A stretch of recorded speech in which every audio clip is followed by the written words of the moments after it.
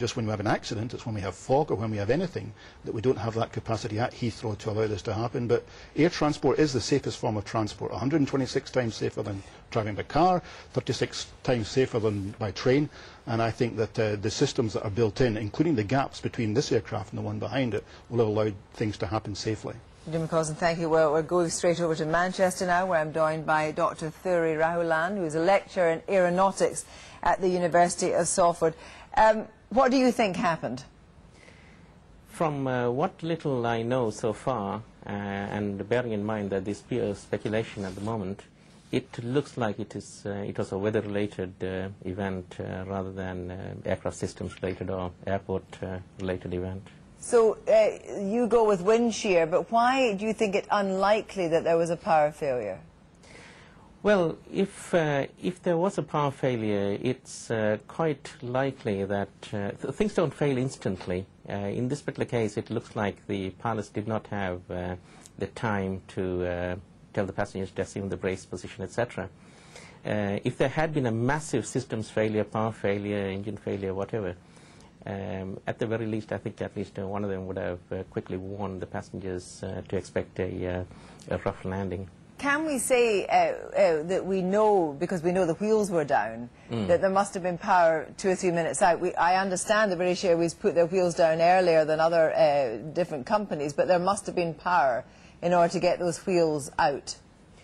Yes, even if the power fails, you can use gravitational systems to lower the undercarriage and lock it in place.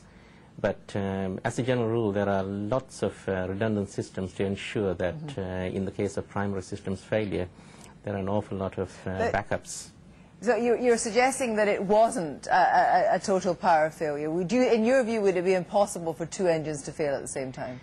It's extremely unlikely. Even in the case of bird strike, the engines, it's extremely unlikely that they would have spooled down at the same rate. And this is the case with lack of fuel as well. The engines do not run out instantly together simultaneously. But just on that point then, if it was, in your view, more likely to be wind shear, then it would have happened maybe more than a few seconds. It might have happened a couple of minutes. Would the pilots have been so concerned about getting that plane safely in the ground that they didn't warn the passengers to go into a brace?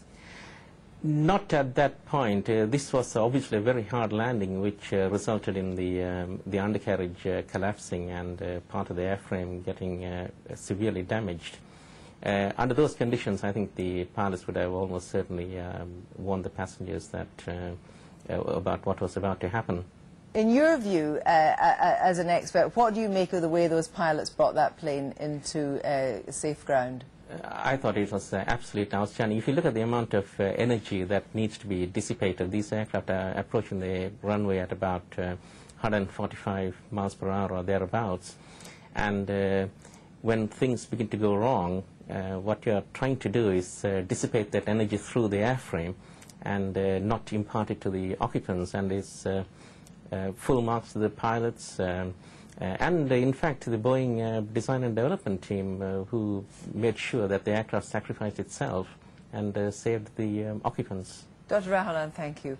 Thank you. Well, I'm joined now here in the studio by the Conservative MP, Justine Greening, MP for Putney, who was involved in a meeting tonight, coincidentally, about the expansion of Heathrow. So what was the atmosphere at the meeting?